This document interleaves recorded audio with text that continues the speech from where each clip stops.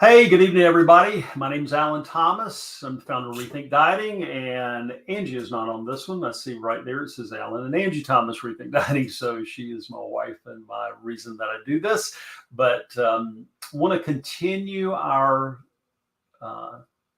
study on what I entitled "Don't Be Embarrassed, but Is That Your Gluttony Showing?" And I'm really targeting that towards people of faith, not in an effort to be rude. I mean, it's not an effort to be rude or unkind or any of that. It's really so that we can, really get a grasp of this. And hang on one second. I'm not sure my audio's come through. Somebody can type in the chat if you're hearing my audio okay, because I think having a little problem with the audio. I'll make sure you guys can hear it all right. So here, okay. Thank you so much. It doesn't show me your name in the chat. It just says Facebook user. Thank you, Facebook user.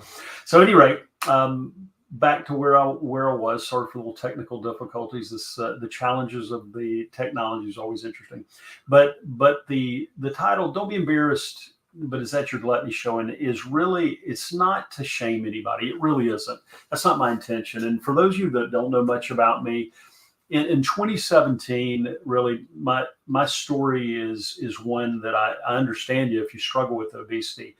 In 2017, at age 55, I stepped on the scale and I saw staring back at me 304 pounds. I'm 5'11". I'm not 10 feet tall.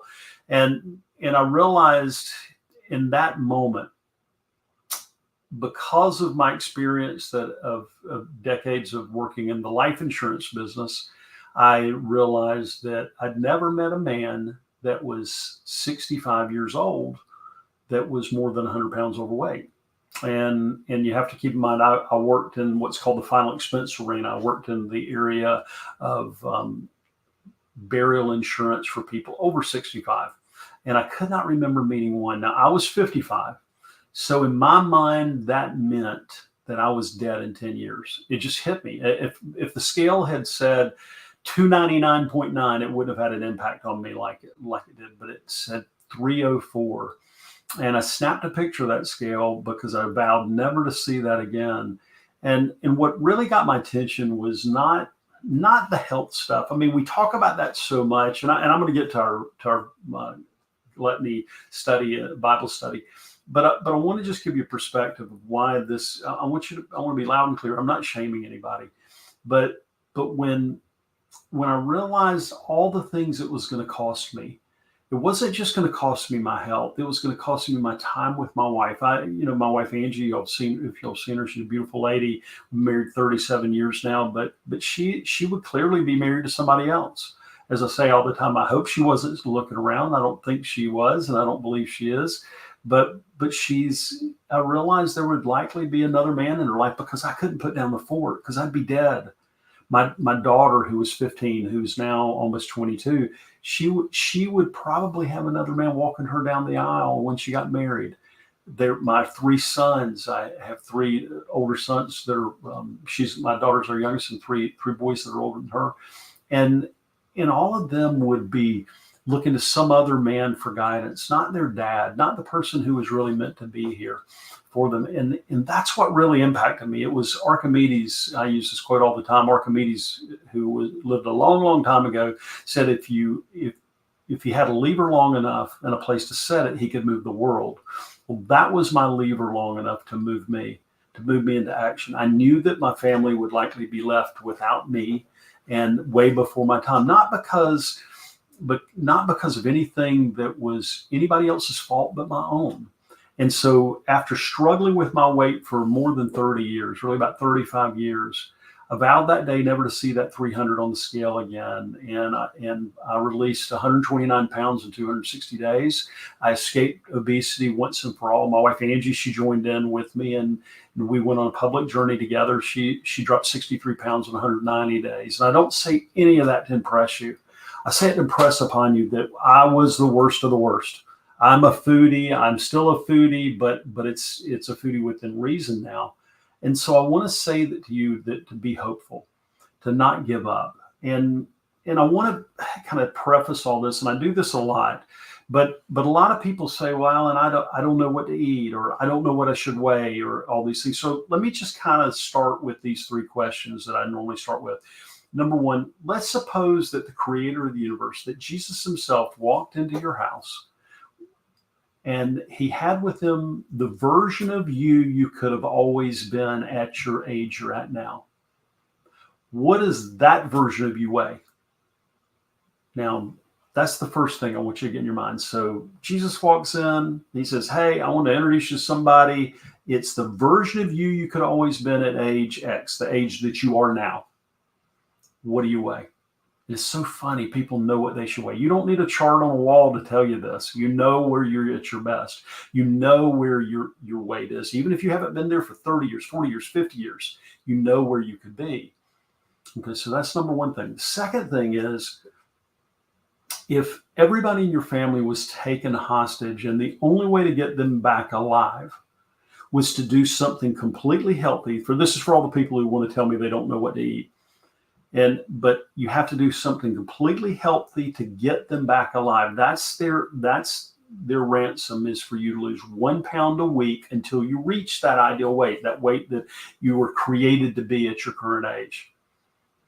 And so I want you to think about that. Could you do that? Could you save your family? Could you save your family from an awful death by losing 1 pound a week? You can't check with the doctor. You can't check with the nutritionist. You have to do what you know intuitively to do to reach your ideal weight. Now, the question is, could you save them? And everybody always says, yeah, they could save them. And the third question is, why won't you save you? Because it's real. This is real. And so that's where I want to lead off with. And because this discussion about gluttony, it really rubs a lot of Christians the wrong way. And I get that. It would rub me the wrong way because it's inescapable. And when I'm talking about gluttony, I'm talking about obesity that's caused by gluttony. Okay?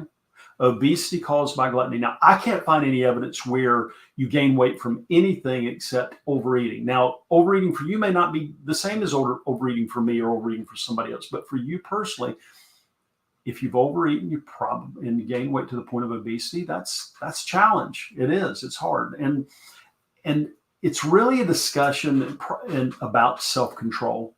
It is, because when somebody says they cannot stop eating, they have to eat at a certain time, they have to do this, I say, okay, here's a test. Here's another test I'll give you. Let's suppose that you've got to have a life-saving surgery tomorrow morning at 4 a.m. That's the only time the doctor can do it. But you can't eat for 12 hours prior to the surgery. Would you stop eating for 12 hours? Now, I'm not telling you to starve yourself to lose weight, so don't hear me say that, but I'm talking about self-control. That's what we're talking about here.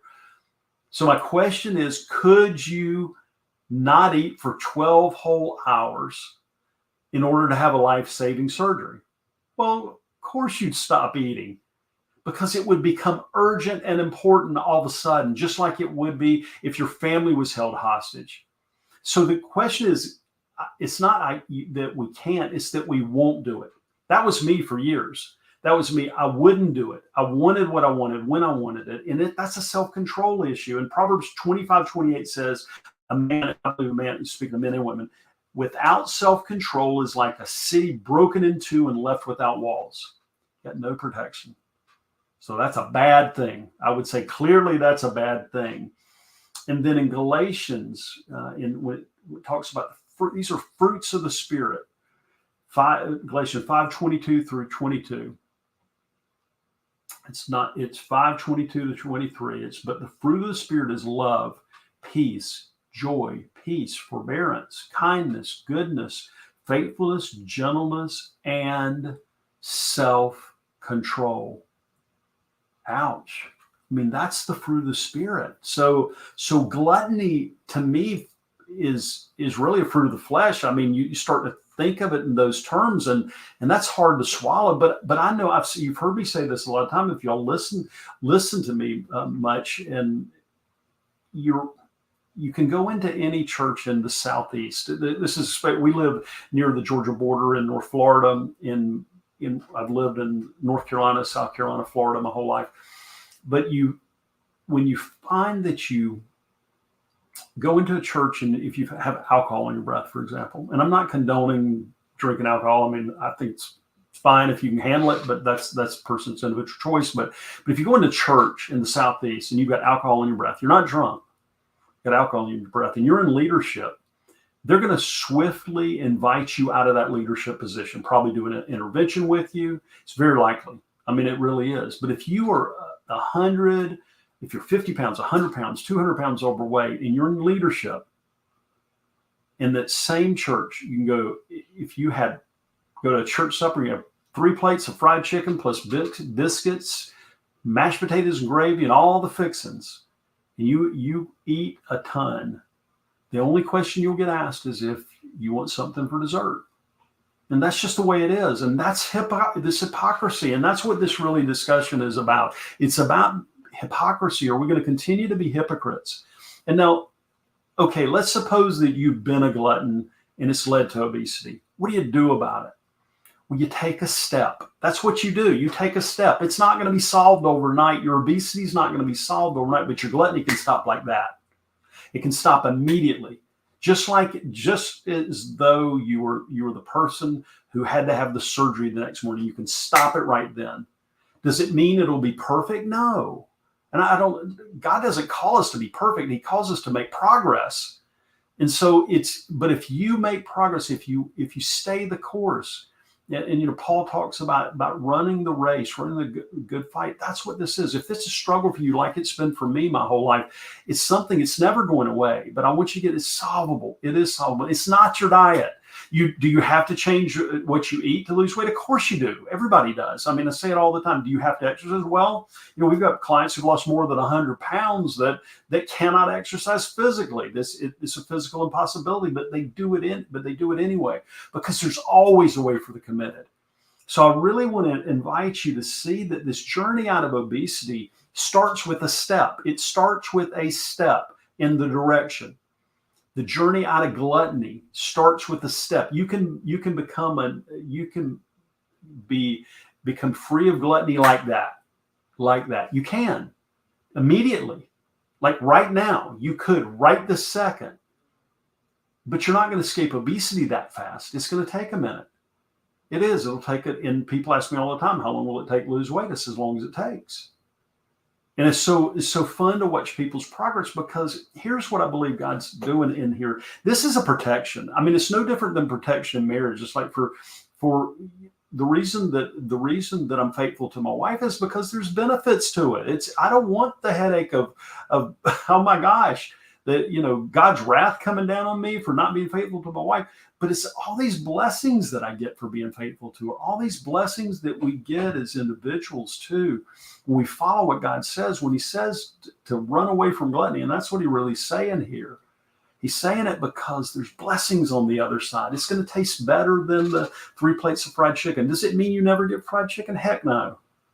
Does it mean you have to eat the whole bird yourself? No, you take a step. You take a step in that direction. And I want you to get that. Well, the obesity seems to take forever to come out of it. Just like that 260-day journey now, looking back, was blazing fast. People say, wow, that was fast. No, it wasn't. Not when you're sitting in between the elbows of the person who's releasing the weight. It feels like you're watching paint dry, because the scale's doing this and this and this and this. No matter what you do, it's not going to be a diagonal line. It's never the way it works. But I want you to have hope, because if you're giving into gluttony and excusing yourself as it's okay with God, it's not. Does he love you? Of course he does. Is it a salvation issue? Of course not. Is it a life to the full issue, that Christ came so that we'd have life to the full? And I'm not talking about full like eating another potato chip. I'm talking about the full life. And we see it happen with people. Their relationships get healed. We've seen businesses turn around. We've seen people step into areas of their life in ways that I couldn't have drawn up if I had to, because they started walking out of obesity.